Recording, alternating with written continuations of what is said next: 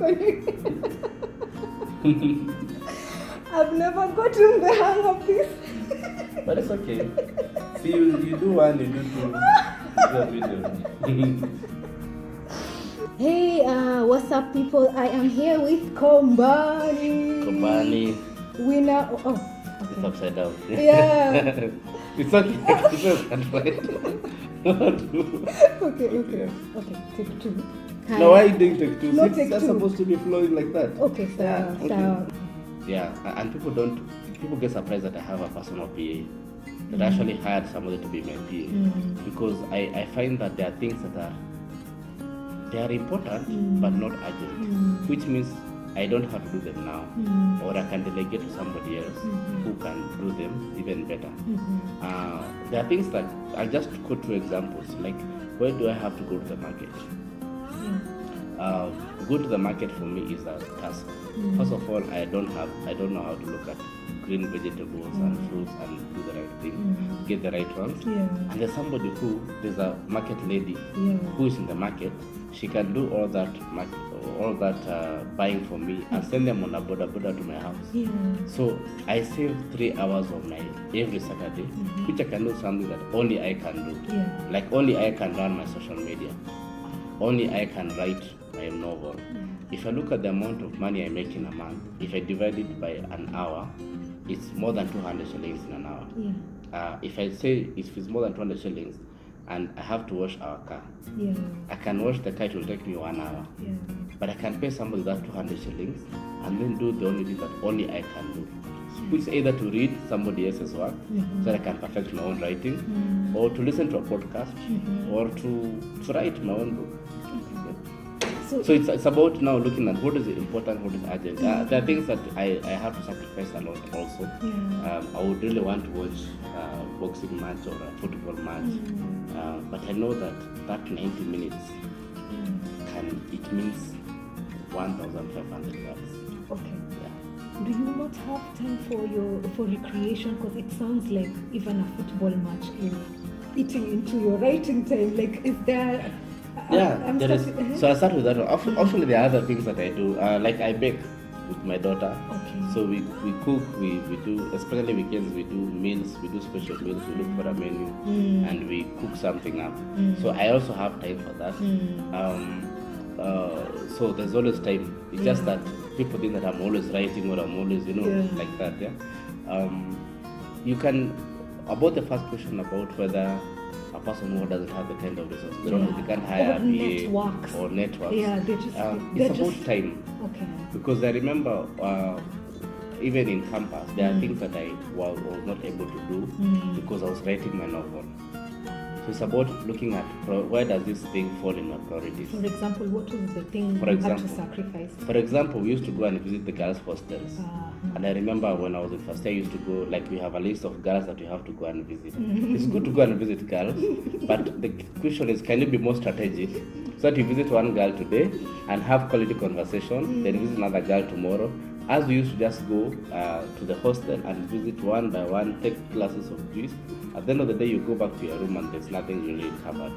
Plus a lot of extracurricular activities, some of them I did not need to be in. So I decided to just be doing one thing, which is theater, and which took a lot of my time. Everything else I just put aside. I could have probably been a basketballer, footballer. You could have. Is that something have. You are interested? Maybe I could have. Yeah. I was much thinner then, so I was much more athletic. But it's about looking at all the options you have, all the activities you have, and just think which one can I drop, which one can I say no to. Because what Steve Jobs said is success is not about saying yes; it's about saying no to 1,000 things. So it's not saying it's not just focusing on the right things, just saying no to the many things that you see that are not important, or they are not adding to the big picture. It sounds to me like you've always been a very focused person, because this is college when people were uko galavanting. Not really. Yeah. I think going back to my life, I was actually not a very focused person. Before I came to campus, I was actually a pool addict. used to shoot pool for a living. I used to wake up For a living? Yeah, for a living. Between the time I was in campus and the time just before campus, between high school and campus, that was the time that pool was a big craze, and there was a pool table right next to our house where I used to stay. And I used to wake up at around 9 o'clock, then go there, and I would come back at midnight. I never even used to bathe. And if you think about it, it's because I had lost faith, because my background is that I come from a very humble family. My mom really struggled to get us an education, and between class 8 and form 4, it was my family friends who actually paid education. So when I was in form 4, I was like now I'm crossing over the hill now. I'm just going to give her the best results, and then she died. So she died when I was in form 4, and since then I decided now there's nothing. What is there to work hard for? So I sailed through form 4 by miracle. I don't know how I managed to get a good.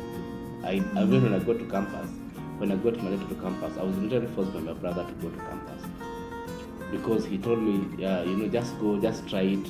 And I went to campus. I went to KU, and I found Kinyanjui University, and I found that it was a very boring place, very big, and I got lost. So I was looking for we didn't have mobile phones. It was a call box. So I was looking for a call box to tell him that at this place I can't manage. And I got lost, and I got into a big hall where there are like 30 pool tables. And when I called him, I told him I have. So that's how I got to campus. So my first 2 years, you can't believe, I was not going to class. I was only going to class. I remember a class that I went to. It was the last class of the semester, and many other things, until I discovered theater. I got into the traveling theater, and we had some leadership wrangles, so we didn't have a lot. There was a kind of a vacuum. I came to that vacuum. I found myself going to the university administration to seek approvals for things, and that kind of now made me I can't go to the vice chancellor all the time. Not like nowadays. Nowadays, they can. It was Professor Shawani, and he would judge you by the way you are dressed. So I stopped wearing my earring. You had an earring? Yeah, I still have the whole, I think. So I stopped wearing that. I stopped wearing jeans to the vice chancellor's office, and I just, by the time I was in fourth form, I was a different person. So that kind of so I've not always been this serious person. Okay, very strategic. No. This is a result of that, plus now being a banker makes you now have to really focus. Plus also the fact that I do many other things apart from banking, apart from my day job. It means that I have to be very strategic in the things that I do, because I can't fail at my banking job.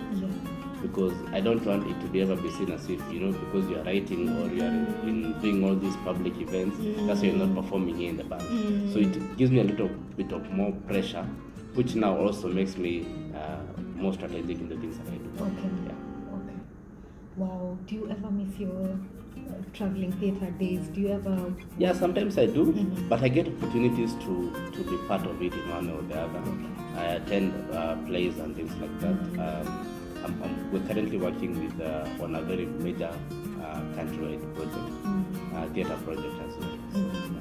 So I still have my